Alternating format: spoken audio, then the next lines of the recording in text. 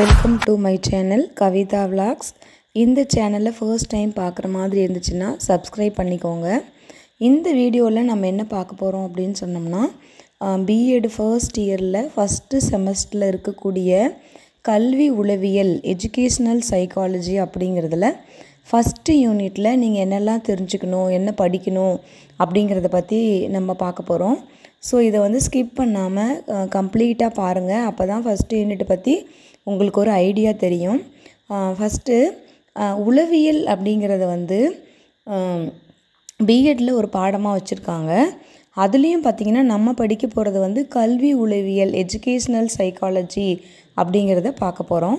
So மாணவர்களுடைய மனநிலையை புரிஞ்சுக்கிறதுக்கும், ஒரு மாணவர்களுடைய உணர்வுகள், அவங்களுடைய வயதுக்கு ஏற்ற மாதிரியான கற்பித்தல் முறைகள், அவங்களோட கற்றல் முறைகள், ஊக்கம், ஆளுமை வளர்ச்சி, அதுக்கப்புறம் அவங்களோட நுண்ணறிவு வளர்ச்சி, அவங்களுக்கு வழிகாட்டுவதற்காகவும், அவங்கள ஒரு நல்வழிப்படுத்துறதுக்கு, அவங்களோட பிஹேவியரை சேஞ்ச் பண்ணணும் அப்படிங்கிறதுக்காக, மாணவர்களை பற்றி முழுமையாக தெரிஞ்சுக்கணும் அப்படிங்கிறதுக்காக தான் அதாவது ஆசிரியர் மாணவர்களாகிய பிஎட் மாணவர்களுக்கு இந்த உளவியலை ஒரு பாடமாக வச்சுருக்காங்க.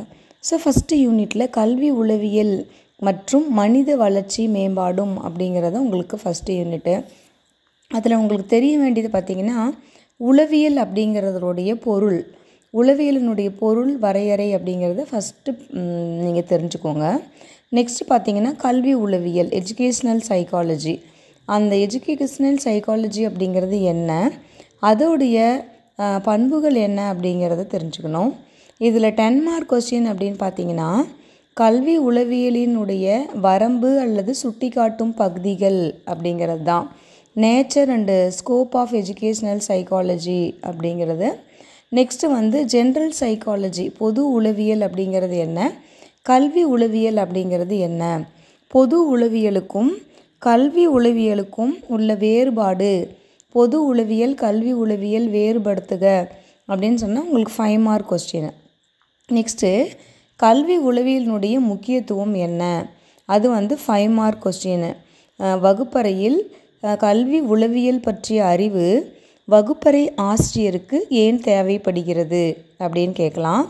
இல்லை வகுப்பறை கற்பித்தலில் கல்வி உளவியலினுடைய முக்கியத்துவம் யாது அப்படிங்கிறது ஒரு 5 மார்க் கொஸ்டின். நெக்ஸ்ட்டு பார்த்திங்கன்னா வளர்ச்சி, growth, முன்னேற்றம் அப்படிங்கிறது டெவலப்மெண்ட். இந்த வளர்ச்சி மற்றும் முன்னேற்றம் அவற்றினுடைய இயல்புகள் என்ன, வளர்ச்சியினுடைய இயல்புகள் என்ன, முன்னேற்றத்தினுடைய இயல்புகள் என்ன அப்படிங்கிறது. அதில் 5 மார்க் கொஸ்டின் பார்த்திங்கன்னா வளர்ச்சி முன்னேற்றம் ஆகியவற்றை வேறுபடுத்துக. நெக்ஸ்ட்டு மனித வளர்ச்சியினுடைய பல்வேறு அம்சங்கள், மனித வளர்ச்சியினுடைய பல்வேறு பரிமாணங்கள் அப்படிங்கிறதுல ஒரு முக்கியமான 5 மார்க் கொஸ்டின். அதில் பார்த்திங்கன்னா ஃபஸ்ட்டு எடுத்தோன்னே அதாவது உடல் வளர்ச்சி, ஃபிசிக்கல் டெவலப்மெண்ட், அதே மாதிரி மன வளர்ச்சி அல்லது அறிதிறன் வளர்ச்சி அப்படிங்கிறது உங்களுக்கு மென்டல் ஆர் இன்டலெக்சுவல் டெவலப்மெண்ட் அப்படின்னு சொல்லுவோம். மன வெளிச்சி வளர்ச்சி எமோஷ்னல் டெவலப்மெண்ட், சோசியல் டெவலப்மெண்ட் சமூக வளர்ச்சி, அதுக்கப்புறம் ஒழுக்க வளர்ச்சி மாரல் டெவலப்மெண்ட், லாங்குவேஜ் டெவலப்மெண்ட் அப்படிங்கிறது உங்களுக்கு மொழி வளர்ச்சி. ஸோ இந்த வளர்ச்சிகள்லாம் எப்படி இருக்குது, எப்படி ஏற்படுகிறது அப்படிங்கிறதும் உங்களுக்கு 5 மார்க் கொஸ்டின். நெக்ஸ்ட் பார்த்திங்கன்னா இதில் அடலசன்ஸ் அப்படிங்கிறது ஒரு டாப்பிக்காக வச்சுருக்காங்க. அதாவது குமரப்பருவம் அப்படிங்கிறது என்ன, அந்த குமரப்பருவம் எந்த வயசுலேருந்து எந்த வயசு வரைக்கும் நீடிக்கிறது, அதுக்கப்புறம் அந்த குமரப்பருவத்தினுடைய சிறப்பு இயல்புகள் என்ன அப்படிங்கிறது ஒரு 5 மார்க் கொஸ்டின். அதுக்கப்புறம் குமரப்பருவத்தினருடைய பிரச்சனைகள், அதாவது ப்ராப்ளம்ஸ் ஆஃப் அடோலசன்ஸ் அப்படிங்கிறதுல என்னென்ன ப்ராப்ளம்ஸ் இருக்குது அப்படிங்கிறது ஒரு முக்கியமான கொஸ்டின். இதை பார்த்திங்கன்னா அவங்களுக்கு மெயினாக அவங்கள ஒரு ஐடென்டி க்ரைசிஸ் கண்டிப்பாக இருக்கும். தன்னை பற்றி ஒரு குழப்பமான மனநிலை, அதுக்கப்புறம் ஒரு ஜென்ரேஷன் கேப் அவங்கக்கிட்ட இருக்கும். எதாக இருந்தாலும் ஒரு நெகட்டிவ் ஆட்டிடியூடு இருக்கலாம். அதுக்கப்புறம் நம்ம ஃப்யூச்சரில் என்ன பண்ண போகிறோம், என்ன மாதிரியான தொழிலை நம்ம தேர்ந்தெடுக்கிறது அப்படிங்கிறதுல ஒரு தயக்கம், அதுக்கப்புறமா ஒரு குழப்பம், அப்புறம் எமோஷ்னலாக பார்த்திங்கன்னா எமோஷ்னல் ஸ்விங்ஸ் அப்படிங்கிறது வந்து அந்த மன வெளிச்சி அப்படிங்கிறது ஒரு அலை பாய்ந்துக்கிட்டே இருக்கும். நெக்ஸ்ட்டு வந்து பார்த்திங்கன்னா அவங்களா அதாவது இண்டிபெண்ட்டாக இருக்கணும், மற்றவங்கள டிபெண்ட் பண்ணி இருக்கக்கூடாது அப்படிங்கிறது வந்து ஒரு சுயசார்பாக இருக்கணும் அப்படிங்கிறது வந்து ஒரு தற்கருத்து செல்ஃப் கான்செப்டை வந்து அவங்களுக்கு டெவலப் ஆகிறதுல ஒரு ப்ராப்ளம். நெக்ஸ்ட்டு வந்து பியர் குரூப்போட டாமினன்ஸ் அதிகமாக இருக்கும் அப்படிங்கிறது எல்லாமே வந்து உங்களுக்கு ப்ராப்ளம்ஸ் அப்படிங்கிறத நீங்கள் எக்ஸ்பிளைன் பண்ணி எழுதணும். நெக்ஸ்ட்டு வந்து அவங்களோட பிரச்சனையை தீர்க்க உதவுதல். இப்போ டீனேஜில் இருக்காங்க, அந்த அடலசன்ஸில் இருக்காங்க அப்படின்னா அவங்களுடைய ப்ராப்ளம்ஸை வந்து ஃபேமிலி மெம்பர் எப்படி வந்து சால்வ் பண்ணலாம், இல்லை அவங்களோட டீச்சர் வந்து என்ன பண்ணணும், இந்த சொசைட்டியில் அவங்களுக்கு என்ன மாதிரியான ஒரு கம்ஃபர்ட்னஸ் கொடுக்கணும் அப்படிங்கிறது எல்லாமே அந்த பிரச்சனையை தீர்க்க உதவுதல். முதல்ல அவங்களோட மன வெளிச்சி என்ன அப்படிங்கிறத ஃபேமிலியில் இருக்கிறவங்களும் டீச்சர்ஸுமே வந்து புரிஞ்சுக்கணும்.